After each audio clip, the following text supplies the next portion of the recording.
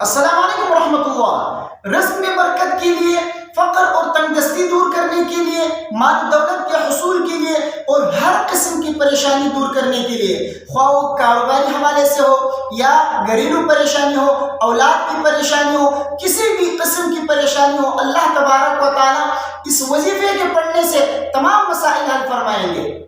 ہر قسم کی مشکلات کو اللہ تبارک و تعالیٰ اس وظیفے کی برکت سے دور فرمائیں گے۔ یہ وظیفہ نبی کریم صلی اللہ علیہ وسلم کثرت کے ساتھ پڑھا کرتے تھے۔ مسلم شریف کی حدیث سے حضرت عائشہ رضی اللہ تعالی عنہ فرماتی ہے کہ میں نے نبی کریم صلی اللہ علیہ وسلم کو کثرت کے ساتھ یہ وظیفہ پڑھتے ہوئے سنا۔ مسلم شریف کی حدیث ہے، نبی کریم صلی اللہ علیہ وسلم کثرت کے ساتھ یہ وظیفہ پڑھا کرتے تھے۔ وہ کون سا وظیفہ ہے؟ وہ ہے سبحان اللہ و بحمدہ استغفر اللہ و اتوب الیہ۔ یہ وظیفہ نبی کریم صلی اللہ علیہ وسلم اپنے آخری عمر کے اندر کثرت کے ساتھ پڑھا کرتے تھے۔ کیوں پڑھا کرتے تھے؟ وجہ سنیے۔ مسلم شریف کی حدیث سے حضرت عائشہ رضی اللہ تعالی عنہ فرماتی ہے کہ نبی کریم صلی اللہ علیہ وسلم کو میں کثرت کے ساتھ سبحان اللہ و بحمدہ استغفر اللہ و اتوب الیہ پڑھتے ہوئے سنا کرتی تھی۔ تو میں نے نبی کریم صلی اللہ علیہ وسلم سے پوچھا کہ آپ یہ وظیفہ کثرت کے ساتھ کیوں پڑھتے ہیں؟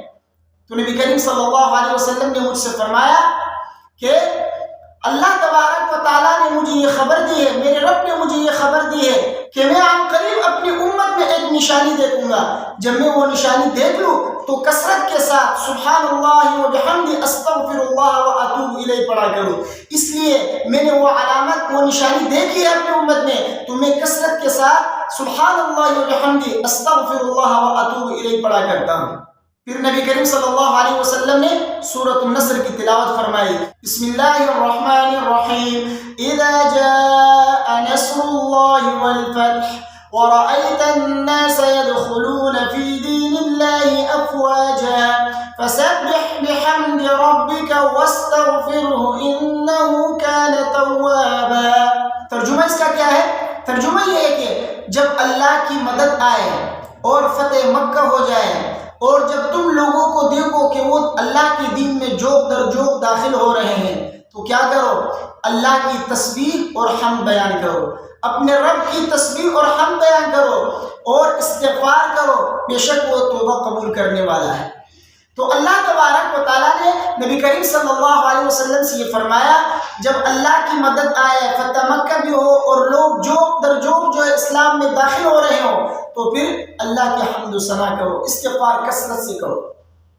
تو دیکھیے نبی کریم صلی اللہ علیہ وسلم نے اس وظیفے کو کثرت کے ساتھ اپنے آخری عمر میں پڑھا ہے، تو ہمیں اور آپ کو بھی چاہیے کہ اس وظیفے کو کثرت کے ساتھ پڑھا کرے۔ اس وظیفے میں جو ہے دو کلمات ہیں، ایک سبحان اللہ و بحمدہ اور دوسرا استغفر اللہ۔ یہ دونوں کلمات ایسے کلمات ہیں اس کے پڑھنے سے، اس کے وظیفہ کرنے سے اللہ تبارک و تعالیٰ رزق کے مسائل حل فرماتے ہیں، رزق کی بارش ہونی شروع ہو جاتی ہے، پیسوں کی بارش ہوتی ہے، مال و دولت اللہ تبارک و تعالیٰ اس کے پڑھنے والے کو عطا کرتے ہیں، اور پریشانیاں اللہ تبارک و تعالیٰ غم اور پریشانیاں دور فرماتے ہیں، بندشیں اور رکاوٹیں دور فرماتے ہیں یہ دونوں کلمات پڑھنے سے۔ سبحان اللہ و بحمدہ کے متعلق تو حضرت نوح علیہ السلام نے اپنے بیٹے کو وصیت کی ہے کہ اس کو پڑھا کرو، اس سے اللہ تبارک و تعالیٰ رزق عطا فرماتے ہیں مخلوق کو۔ فرمایا انہا صلاۃ کل شیء وبہا یرزق الخلق۔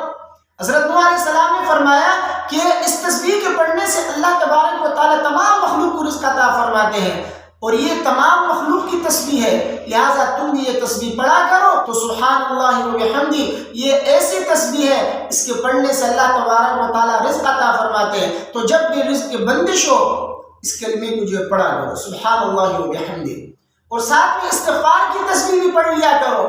استغفار کے پڑھنے سے اللہ تبارک و تعالیٰ مال و اولاد عطا فرماتے ہیں، رزق کے مسائل حل ہوتے ہیں، اس کی پریشانیاں دور ہوتی ہے۔ حدیث میں اس کے بہت سارے فضائل مذکور ہیں، قرآن میں اللہ تبارک و تعالیٰ نے فرمایا کہ جو استغفار کرتا ہے اللہ تبارک و تعالیٰ فرماتے ہیں یرسل السماء علیکم مدرارا ویمددکم باموال وبنین۔ اللہ تبارک و تعالیٰ مال و اولاد عطا فرماتے استغفار کی برکت سے۔ تو یہ دونوں کلمات ایک ساتھ آئے ہوئے ہیں اس تسبیح کے اندر، سبحان اللہ و بحمدہ اور استغفر اللہ و اتوب الیہ۔ تو استغفار اور سبحان اللہ وبحمدہ یہ دونوں تسبیح جو ہے ایک ساتھ ہے، لہذا کثرت کے ساتھ اس کو پڑھا کرے، روزانہ صبح شام ایک ایک تسبیح تو ضرور پڑھ لیا کرے۔